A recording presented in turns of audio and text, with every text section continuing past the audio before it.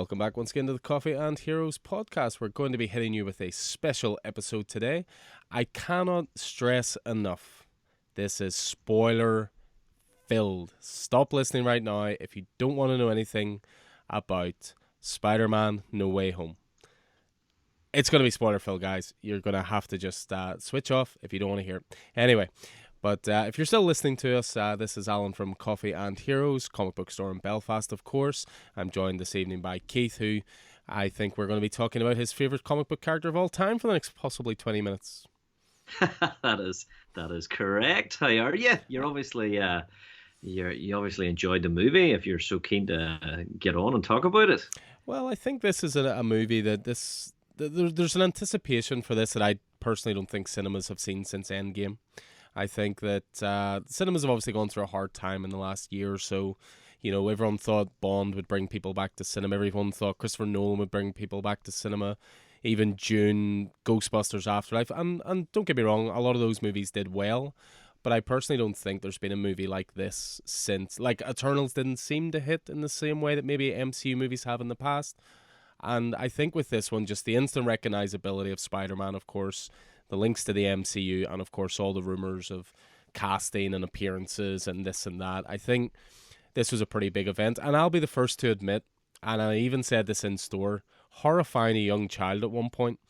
I was talking to someone. Not the first time you've done that, I'm sure. Not the first, and it won't be the last. I was chatting to a regular, and they were Tim. He was asking me, are you looking forward to Spider-Man? And I just said, look, you know what? I'm not that bothered. I'll catch it when I catch it. You know me. I'm more of a Batman guy. But whatever. But this little kid was looking over at me, horrified that I was saying this, and he actually turned around and said, "You own a comic book store, and you're not looking forward to Spider-Man?" And his dad went over and sort of covered his ears as a joke. Was like, "Don't listen, son, don't listen." Anyway, I should say they left very happy, and it was all good. But it was just kind of funny at the time. Before we get into the actual No Way Home chat, yeah, I mean, I sort of agree. Of the movies that you listed, the movies that you were thinking would maybe be big hitters with regard to the cinema. I obviously went to see Dune, best movie of the year. No doubt. You haven't seen it yet, unfortunately. I didn't see Bond. I thought, you know what, that's one that can probably wait. I'm happy enough to see in a small screen. I haven't seen Ghostbusters, though I'm interested. And Tenet, I didn't enjoy to the same level as you did. And it was also very, very early on. They took a big risk there. Yeah. They certainly were the first out the gate, Shang-Chi and Eternals, where I suppose you can't say they were gambles of the same degree that Guardians of the Galaxy was. Guardians of the Galaxy was a gamble a wee bit earlier on in the Marvel Cinematic Universe solidifying itself, but now it has. So I don't know if there are gambles anymore. You attach the Marvel title to a movie and it's guaranteed. But Shang-Chi and the Eternals are definitely less recognizable characters than Spider-Man. So it's that recognizability. I mean, I don't know if the general movie watching populace was maybe following, were interested in the rumors of who was returning and what was happening. That stuff maybe only had significance to us in the comic geek, movie geek community.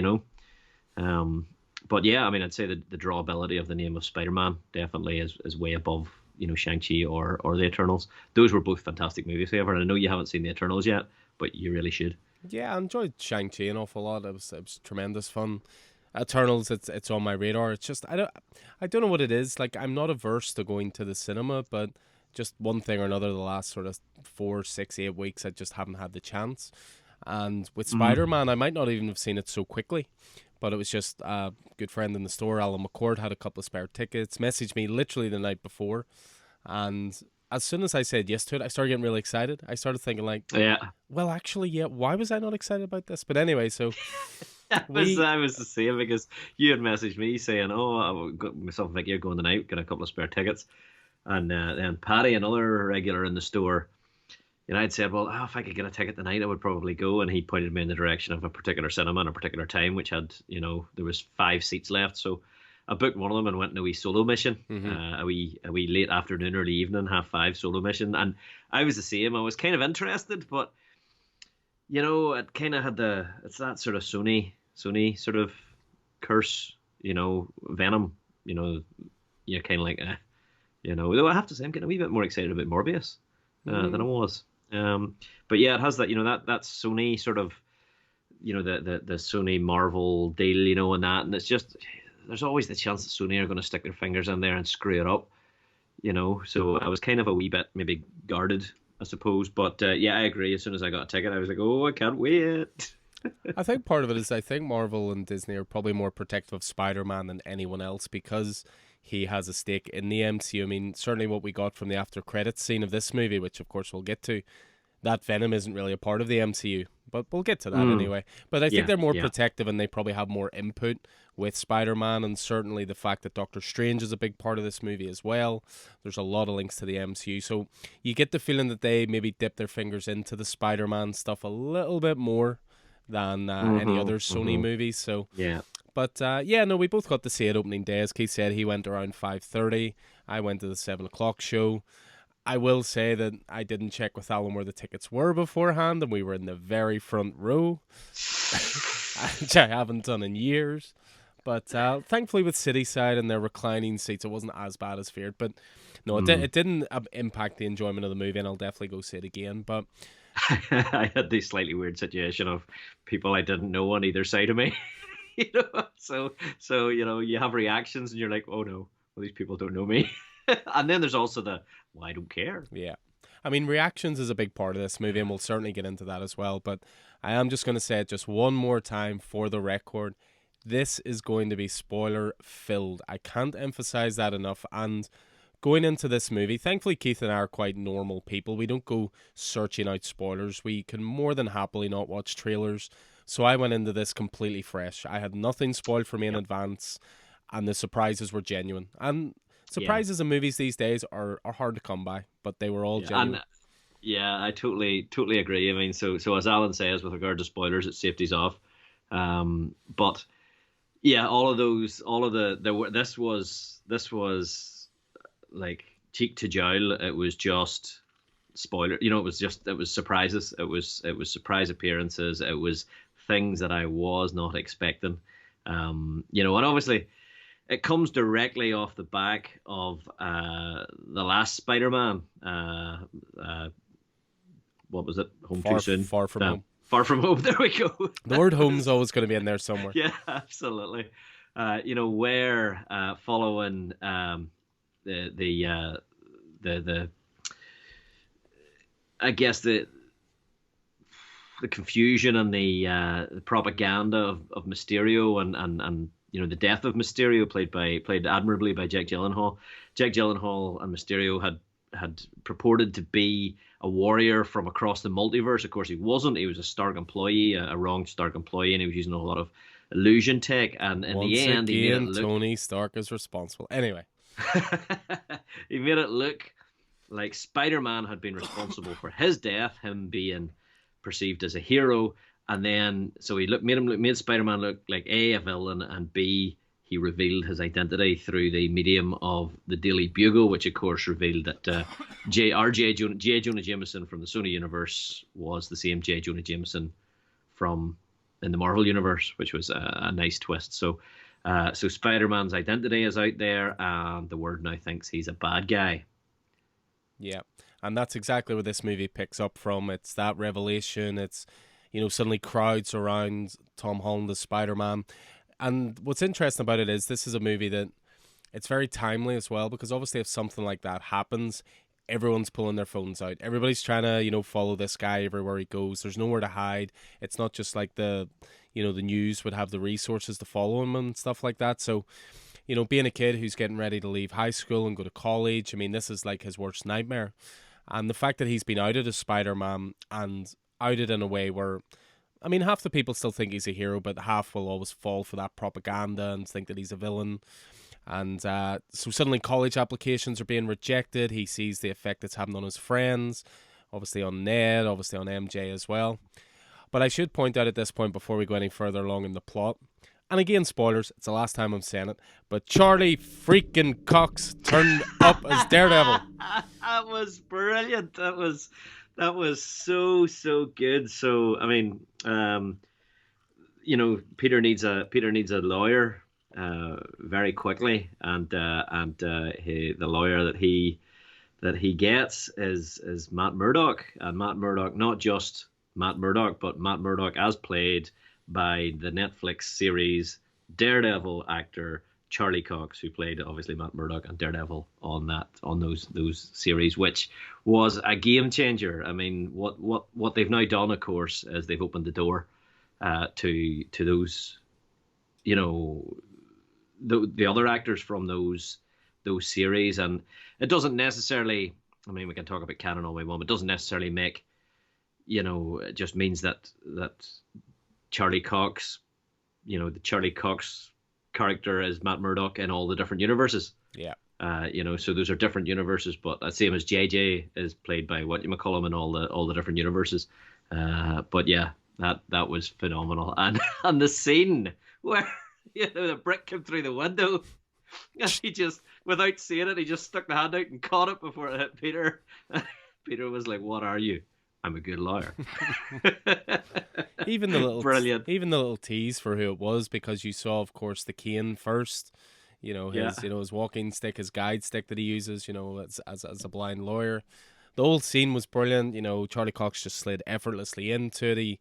He felt like part of the furniture in this universe, and it's one of those moments where obviously as fans, everyone's been clamoring for Charlie Cox. It's nice to hear studios listen to the fans.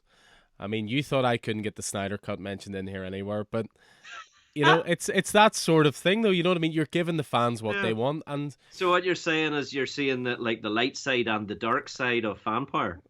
Well, the Snyder movement, if you will, sums up the light side and the dark side, because half are rational and the other half are just over the top maniacs. But no, it's just great to see, because everyone would look at that and go, like, Charlie Cox is the perfect Matt Murdock. Why would you not use him? So why would you waste him? So and what was great fantastic at that moment for me, I mean, again, we can compare notes certainly, but the screen I was in were so up for this movie. This was not a sit quietly and watch movie. There was cheering at points. There was clapping. Not a lot of movies elicit those kind of reactions, and that's why it reminded me of Endgame so much. I vividly remember Midnight Endgame, the moment where Cap catches, Mjolnir, the moment where on your left, all these cheers, and some people hate that. I love it. I think it's because people are so invested in the story, and like when Charlie Cox turned up, first of all, it was just this huge gasp. And then this moment of woo, like clapping and stuff, and that's same as that. Same as that. Yeah, no, brilliant. It was, that had exactly the same sort of reaction. I mean, whenever people are going to see a movie on opening night, that's the people that are going to be in that movie. They're not going to be the people who are on their phones or who are having chats or whatever else. So it was definitely that. So yeah, we had exactly the same situation. I would say, there's the comparison to Endgame has been pervasive. Overall, I don't know. It was up there. I mean, it was definitely up there. I know you disagree with me. It wouldn't have been Endgame with me, but that's because I think of the tone of the movies, the tone of Endgame and the themes in Endgame. The tone was epic in Endgame. This was a wee bit less epic. It had a wee bit more. It had a wee bit more of that Spider-Man street level humor, which I obviously love.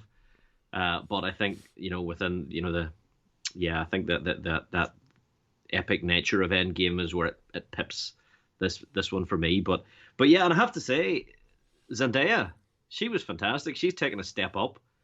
Up until now, I've sort of felt the MJ was almost sort of a kind of a throwaway-ish character. Mm-hmm. I wasn't terribly taken with her performance of MJ, but yeah, she's really taken a step up in this, and Ned and MJ featured very, very prominently, almost as prominently as Peter did, in this story. So yeah, props to Zendaya as MJ for sure.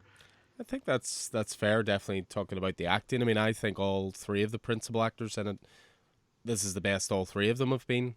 I think all the other characters in the movie were clearly having fun. They bought into let's be honest, the ridiculousness of it. This is a movie that could have fell apart so easily. but it thankfully went the other way. And in comparing it to Endgame, I suppose the main reason I would compare it to Endgame, and probably why that is such an easy comparison, is because Endgame was essentially the sum total of 10 years worth of storytelling. There was parts of this that were the sum total of 20 years of storytelling. This is a movie almost geared more towards old fogies like us who love the heck out of the original Sam Raimi Spider-Man trilogy. You know what I mean? I'm really curious to see how like a 10-year-old will react in this movie. I don't think they'll get the same level from it that they would get from Endgame, because they would have watched the movies leading up to Endgame. But for people our age, I think that's why I enjoyed it more. I was just like, oh my God, this throwback to this 2001 Spider-Man movie. This throwback to, Spidey 2 with the different villains. I mean, when the Green Goblin turned up for the first time, it was just, you felt like you were 18 in a cinema again watching Spider-Man 1. It was fantastically handled. Yeah, I mean, yeah. So, I mean, I think, yeah, I mean, not only that, but the Green Goblin played by Willem Dafoe in a way that he didn't have the opportunity to do in the original Sam Raimi Spider-Man movie. The question becomes at this point, I have to ask, were you happy or sad that he smashed the Goblin mask? I was over the moon. Oh, I was disappointed. I love that design. There's something so clunky about it, but I love it. Yeah, I was glad they featured it.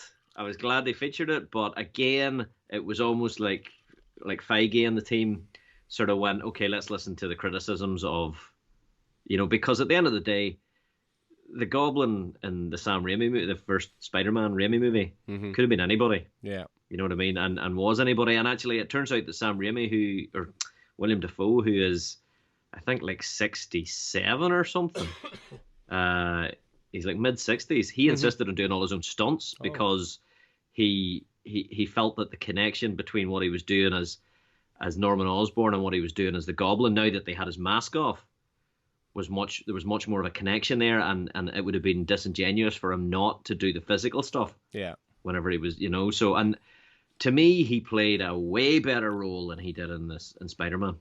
Yeah. Way better role in Raimi Spider-Man, so much so. But yeah, I mean, I suppose the thing of it was the first time we see, obviously we have Cumberbatch in here as well. Mm-hmm. So whenever you're saying that, God, there's so much to talk about here. So you mentioned, kids, watching this now. So what will they take out of it? It doesn't matter that they haven't seen the Raimi Spider-Man movies or the Andrew Garfield Spider-Man movies. It doesn't matter that they haven't seen them, because all they'll see is two other versions of Spider-Man. Yeah, in the same way when we watch Spider-Verse for the same time and you have those different versions. Yeah. So they'll see and they'll get a thrill out of seeing other versions of Spider-Man that could have been. Yeah. We know who they were.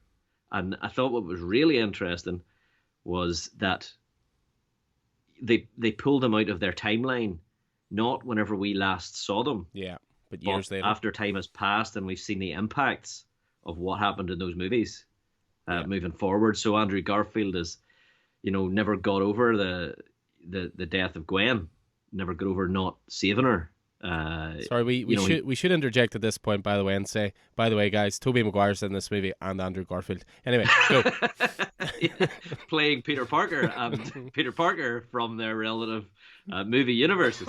So he's never got over that. And at one point he says, oh, I don't really have a lot of time for the Parker stuff. So he's obviously full on Spider-Man all the time. And there are times, dark times in the Spider-Man comics where Peter has done that. He's shed whenever Aunt May passed away or whatever, he shed the Parker identity altogether in order to shield himself from pain and just become the Spider. Yeah. Just become Spider-Man, and that's really dark stuff, but it was cool to see that reflected. And then there was Tobey Maguire as the elder statesman of the Spider-Man. You know what I mean? He'd got through it, he'd dealt with it, he'd internalized everything and allowed it to make him a better Peter and a better Spider-Man. Yeah. So I just, anyway, that kind of, but anyway, what I was saying was, for kids, they'll see different versions of Spider-Man. For us, we'll see all of that. Yeah. It's again, we've talked about it before with crossovers and limited series. For those of us who know, there's added value. For those of us who don't, you're still getting the surface level thrill. Yeah. Well, I mean, what's cool about that as well is when Tobey Maguire starts talking about like how he moved on and him and MJ were together and stuff, it was hard for me not to think of Spider-Man Life Story.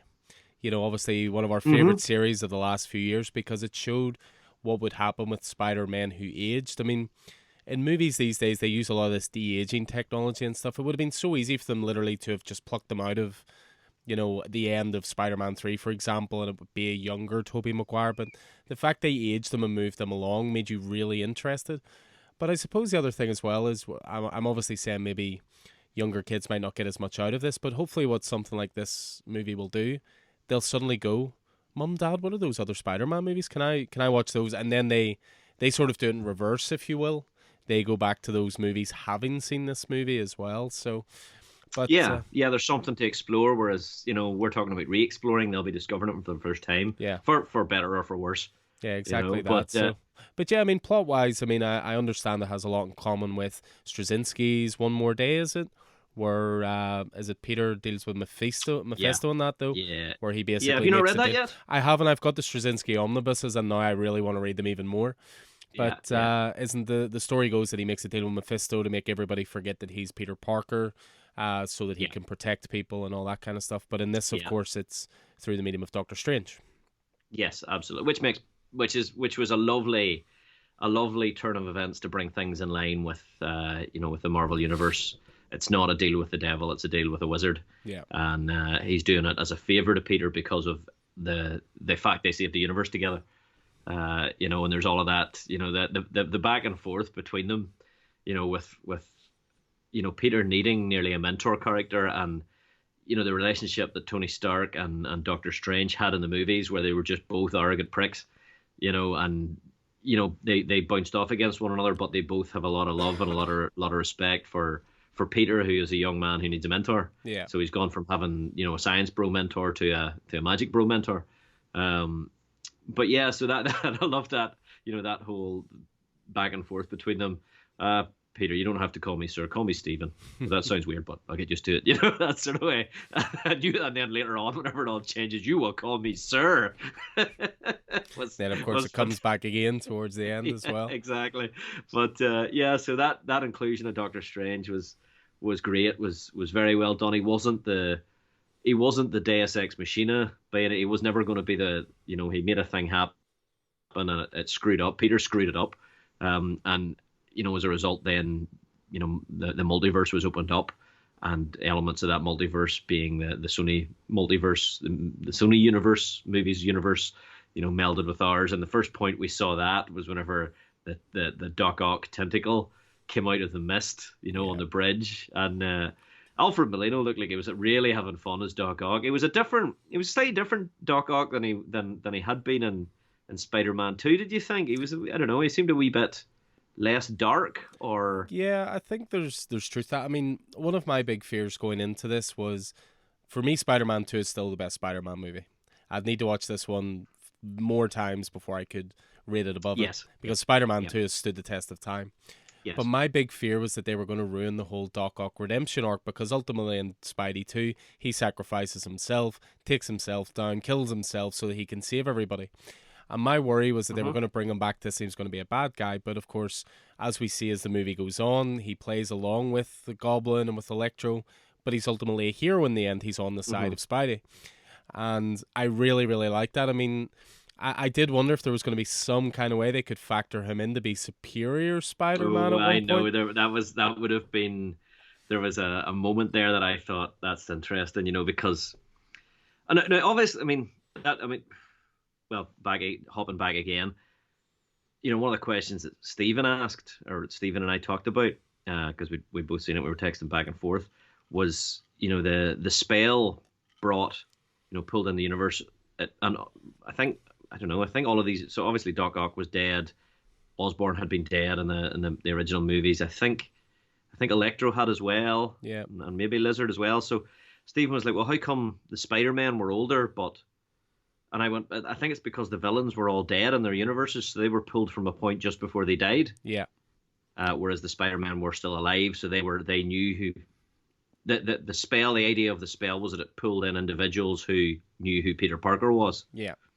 And all Because that's these, what was drawing them to this. Yeah, exactly. Yeah. So So that was the point. So Peter, our Peter, Tom Holland Peter, was able to quickly figure out that the arms were in charge, and they needed to replace. Or no, it was Tobey Maguire. Anyway, they needed to replace the circuit, in order to stop the arms from being in charge and allow Octavius to be in charge again. Yeah. So that was kind of groovy. But yeah, I wondered there. I was like, oh, is there a I don't know, a superior Spider-Man? Would it be too much for the movie universe? Would it be too deep? Would it be too deep a cut? But definitely it was great, and him appearing in that battle on the bridge between Holland, Spider-Man, and Doc Ock was great. There was a while there he was outmatched, and then he got the number on him, and used the start tech. He used a very modern solution to that problem. Yeah, he Bluetoothed his arms. But I mean, that was start tech that Tom Holland, Peter Parker, has access to that neither of the other two did. Yeah. The best technology in the world that was part of his suit, which was kind of cool. It might have been horribly overused in the first movie, but they did all right with it, I think, this movie. So yeah, we had that, and then the quick appearance then of the Green Goblin as well was it was great. It was phenomenal, and I just thought Dafoe just looked great. Oh, I was just having with the hood up, so much fun with it. Yeah, his own, William Dafoe already has a kind of a craggy, crazy face when he wants to, with eyes and the smile, the grin, the grimace, and the lines in his face are so deep and they give him just a wee bit of a green tinge, and he is goblin like, and that whatever they do with his hair almost makes his ears look kind of pointed, and then with the hood up, I just thought this is the best version of the Green Goblin we've seen, for sure, and he's not that far removed from just being a guy on a goblin glider, and the cackle and the pumpkin bombs that just, the goblin is horrible, great, but bright, but. And they still manage to fit the humor in as well, and again, understanding their audience these days, of a Norman Osborn line of, I'm something of a scientist myself. Yeah, absolutely, taken straight from the first one, very, very good. Yeah, so you had them, you had Electro, of course, turning up, Jamie Foxx. He probably got the most screen time, I would say, out of all of the villains, and at times I could take him or leave him, but there was a lot of cool stuff as well. I don't know if you noticed any time he used his powers, if you look really closely at his face, yep, they had sort of done like the old Electro sort of the Electro mask. Yeah. No, I noticed that straight away. I was looking for it. I didn't think that would get past you, that one. And then of course you had Sandman in there, although Sandman, Grace, yeah. Sandman. Oh no, Topher Grace was Venom back, and it was Thomas Hayden Church. What did you call him? Thomas Hayden Church. Hayden Church, that's what it was. But, that's right. Yes. I'm convinced they didn't have him for the movie. That all looked like stock footage to me. He was nearly always a CGI character. He was. And if you look at the credits at the end, his name was not in the credits. Right. I'm convinced. Like, even the voice sounded a little different at times. I think they used old footage for him.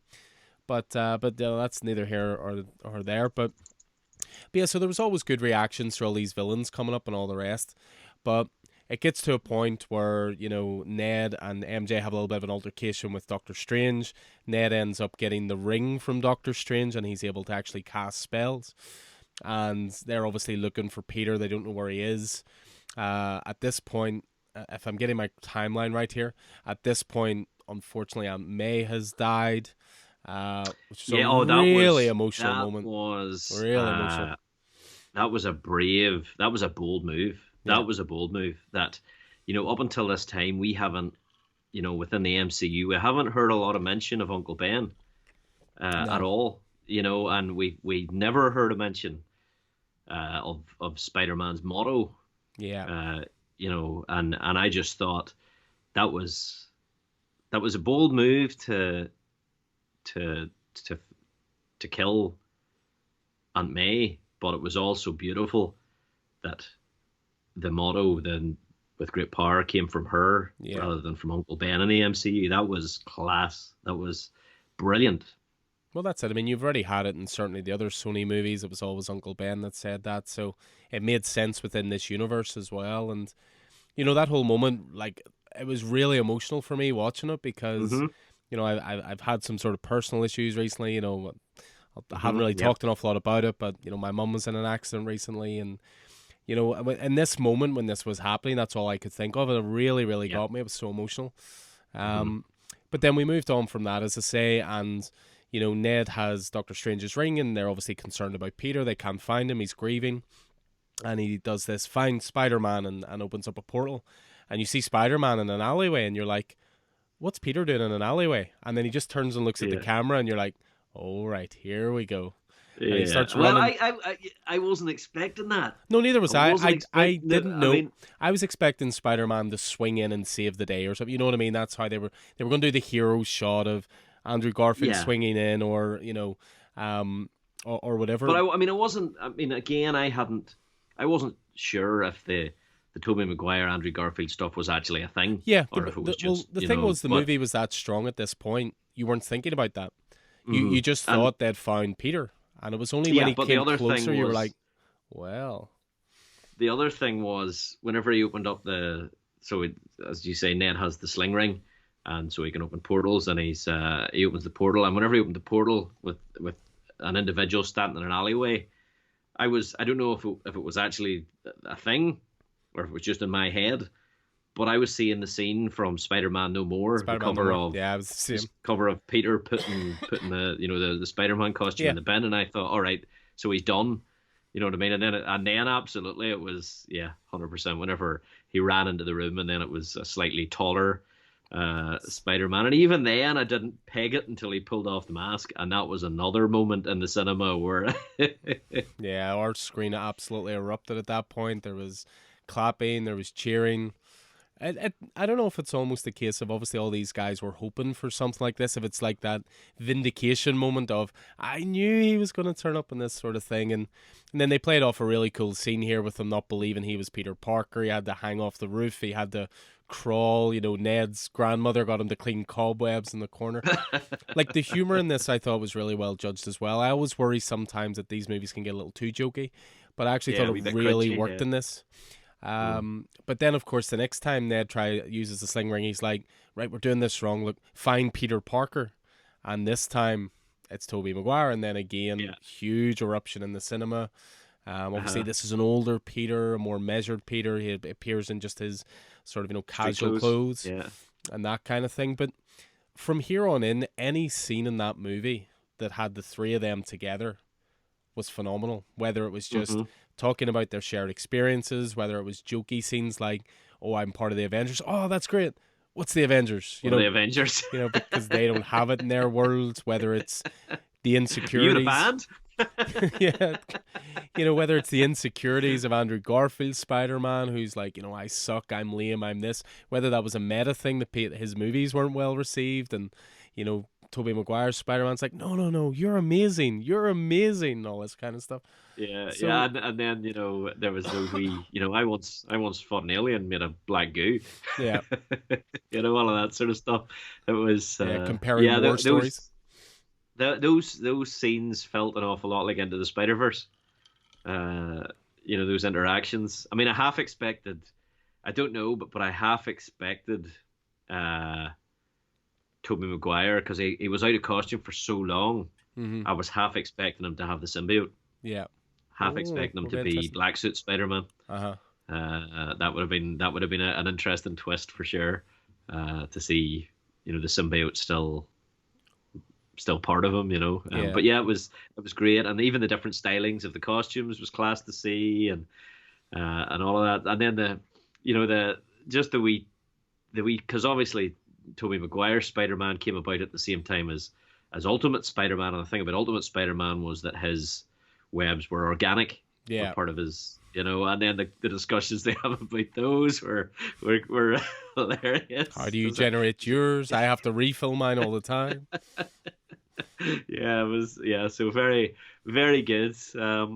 Interesting that they got very, very close to having the Sinister Six movie that Sony were talking about all these years ago. That's something I was really expecting when they had all these different cells. So, of course, the idea was, with all these villains get loose, Doctor Strange was able to give him this tech that would allow, Spidey to basically shoot at them. They would portal them into these prison cages.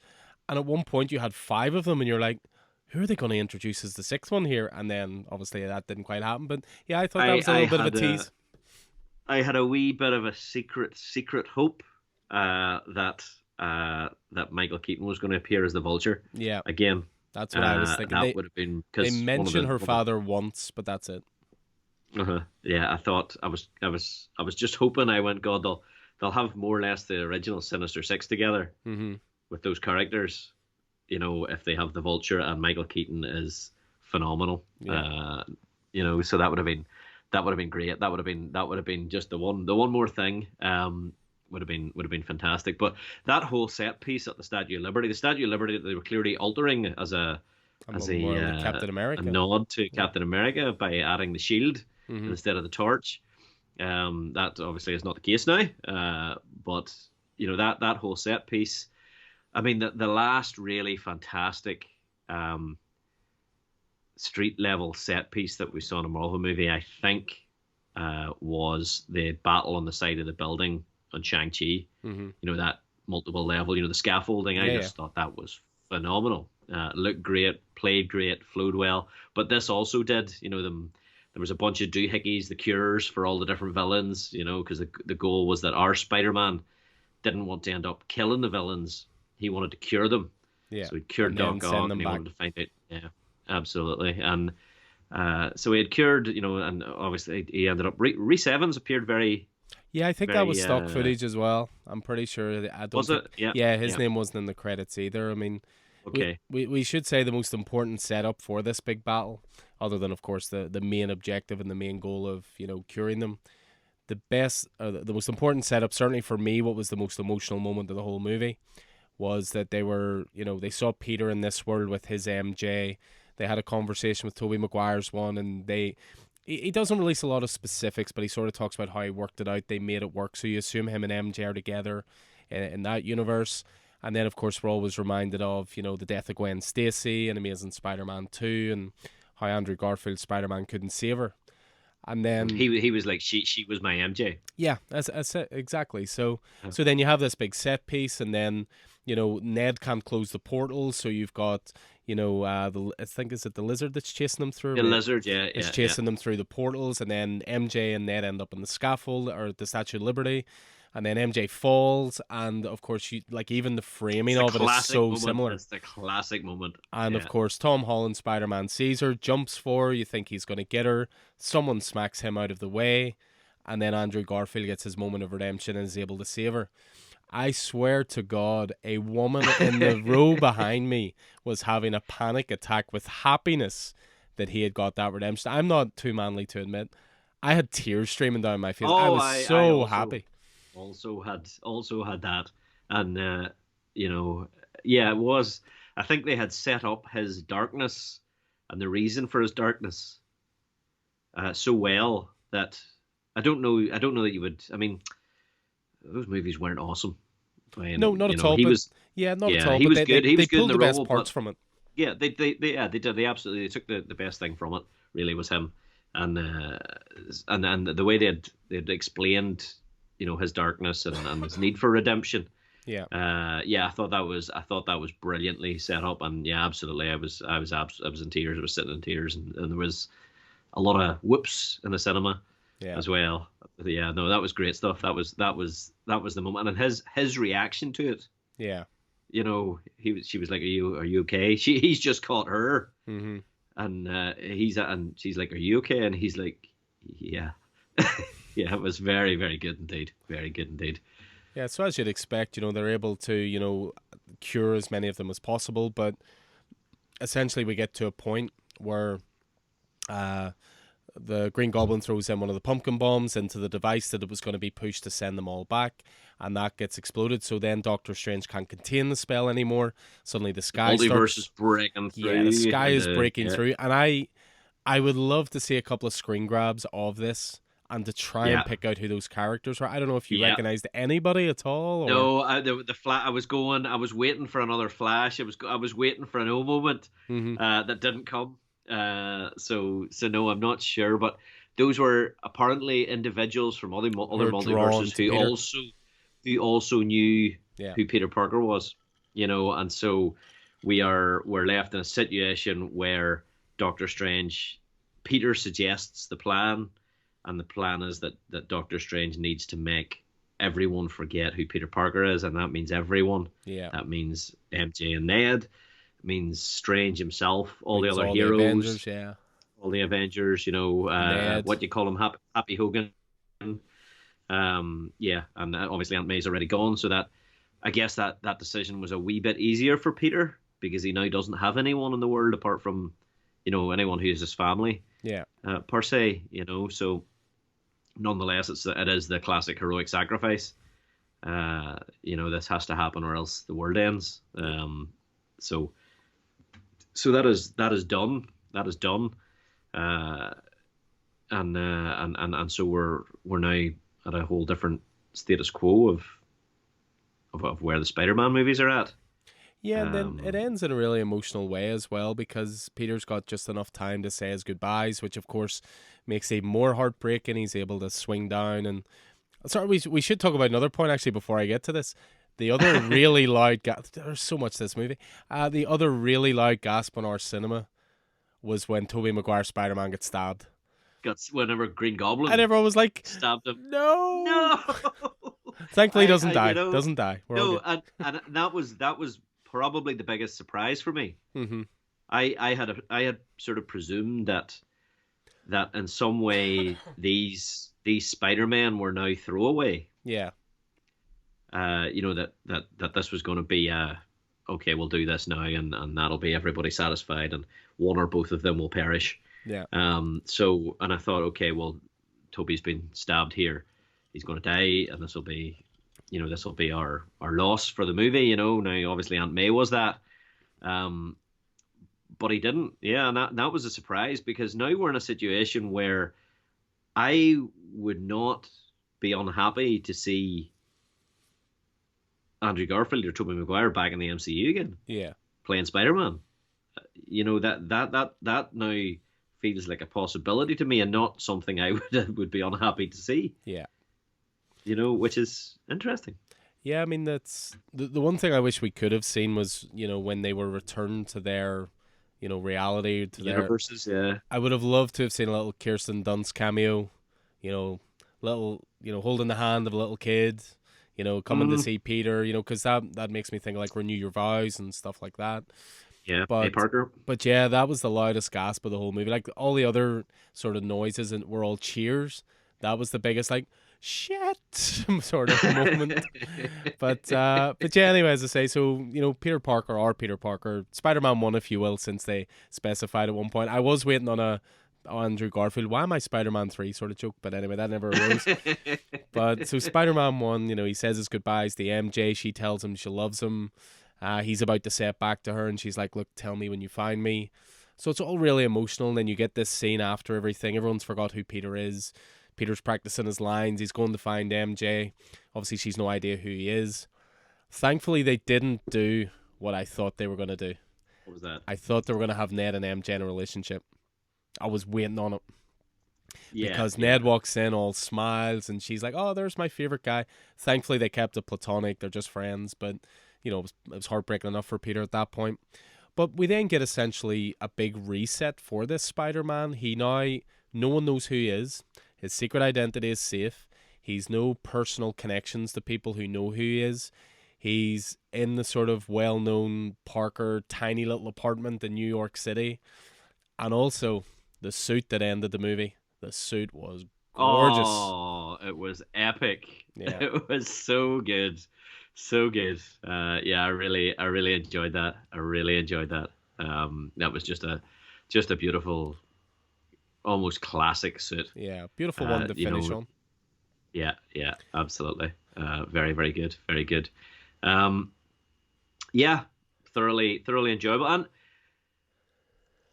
I mean, there was a bunch of other wee bits and pieces. The reference, Garfield's reference to fighting, Rhino, Paul Giamatti, and Amazing Spider-Man 2. And the Rhino in a mechanical suit, and the back issues that Tobey Maguire has as well was kind of cool. But I might be right. I might be wrong.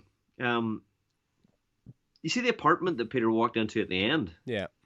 Was that the same apartment that Tobey Maguire was in Spider-Man I 2? don't think it was, because I was trying to see that myself. It was a bit more modern for a start, but I would have to go back and watch it. Uh, Yeah.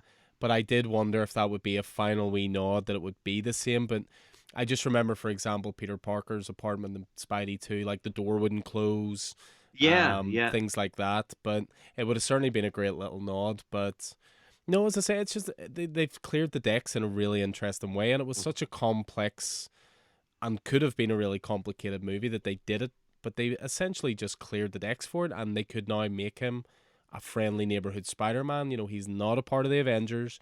He doesn't have to be pulled in on world-saving events and stuff like that. Mhm. And then, of course, it ended as well. We should say, you know, a couple of after credit scenes. The first one related to Venom. Don't really care, other than the fact that it essentially establishes that Venom is not part of the MCU. And it does more than that. It does It more does than more that. than that. It is definitely setting up Secret Wars. That's what it's doing. I think so. It's setting up. Uh, a potential MCU Venom Yeah. separate from Tom Hardy. I mean, Tom Hardy could play that, but I would like to see something. I mean, Tom Hardy's a phenomenal actor. I don't know what he's doing in that Venom movie because, he's you think about you think about his roles in Mad Max, you think about his roles in Peaky Blinders. You know what I mean? Legends, Inception, Yeah, all these great movies. he's phenomenal. But what he's doing, and I say that because I'm watching him as Alfie Solomon in Peaky Blinders at the minute. He's great. but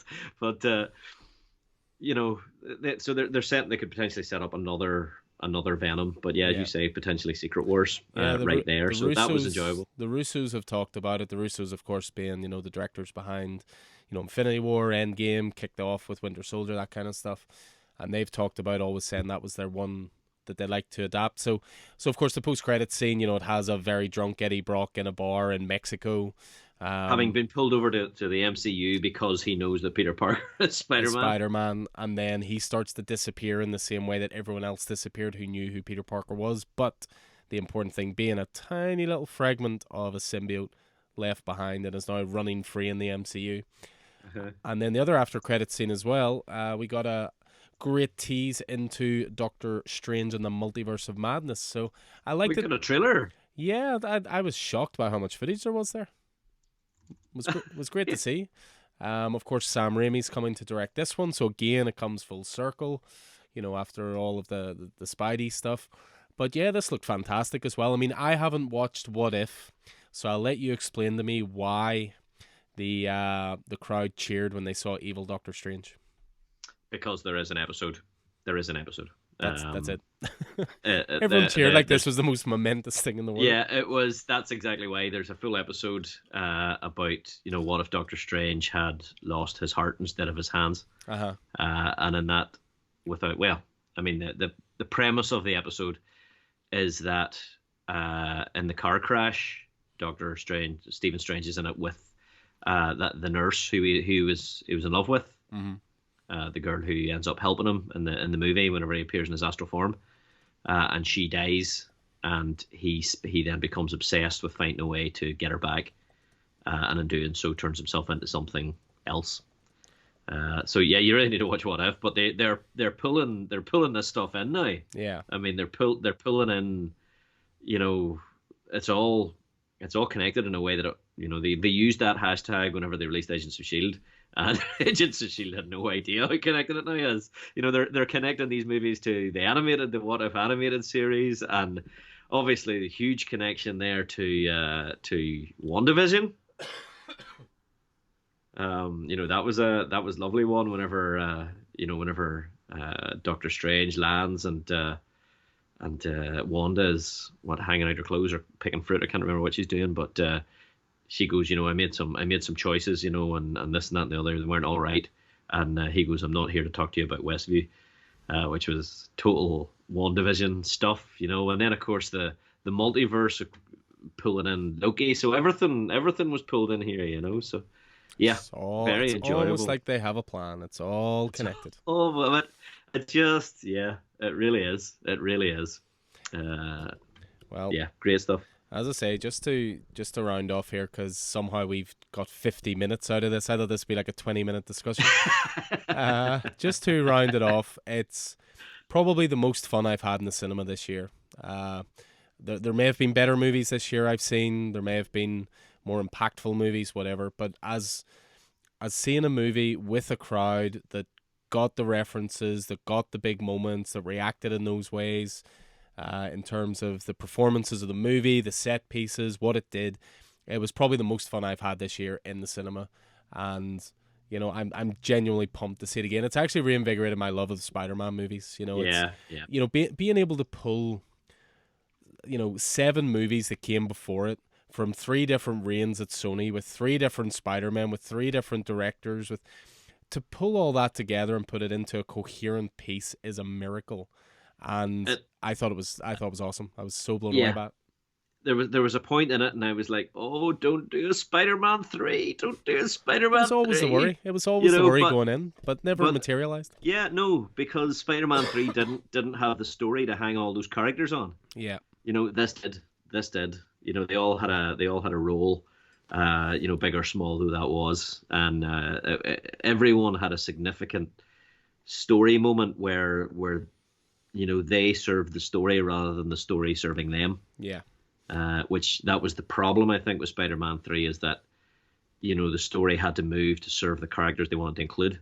Yeah. And probably Amazing Spider-Man 2 as well. Yeah, in a way, you know. Could probably have a full other discussion on that, but yeah, I mean, the main thing with Spidey 3 seemed to be that, you know, Sam Raimi just wanted Sandman as the villain, and Sony were pushing Venom on him, and he didn't want that. But now it's a whole other discussion, as I say. But I went out of my way today, went and bought the original 3 Spider-Man movies in 4K. I'm going to be doing a wee bit of a Spider Marathon, I think. And then I think I'm going to go and check this out on the IMAX, the new one. I know it's expensive to get into, but at least in this case, to test out the facilities, I know the movie is going to be damn good. So I think I'll check that out in a couple of weeks. So I would get in soon. I know there's a lot of talk about Cineworld and the IMAX in Belfast, but the Cineworld Corporation is in a lot of trouble at the minute, so I don't know how long it's going to last. Well, maybe I'll go in the next couple of days instead of the next couple of weeks. But anyway, we're going to leave it there. That is our ridiculously spoiler-filled trek through Spider-Man No Way Home. Spider-Man! So, warning, spoilers. It's too late, Alan. It's too late.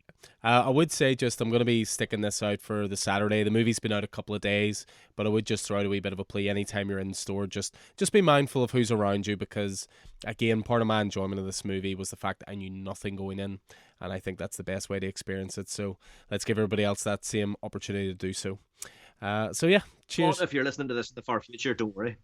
Yeah, no, if you're listening to this way down the line when this movie's been usurped by far more movies, then that's fine too. And hello from the past. We'll leave it there. Cheers for chatting it through, my man. That was good fun. 53 minutes of good fun. Right, we'll see you on the other side, guys. Everyone, take it easy out there. So I've been Alan Taylor, and this has been Keith Miller. You can find Alan in store at Coffee and Heroes, and on Twitter, where Alan is at Coffee and Heroes 1 and I'm a ScannySon00. Coffee and Heroes is a local comic book shop, coffee shop and community hub in Northern Ireland, based at Smithfield Market in the centre of Belfast. You can find Coffee and Heroes on Facebook, Twitter and Instagram, or email us at coffeeandheroes@hotmail.com. Make sure to check out our YouTube channel as well.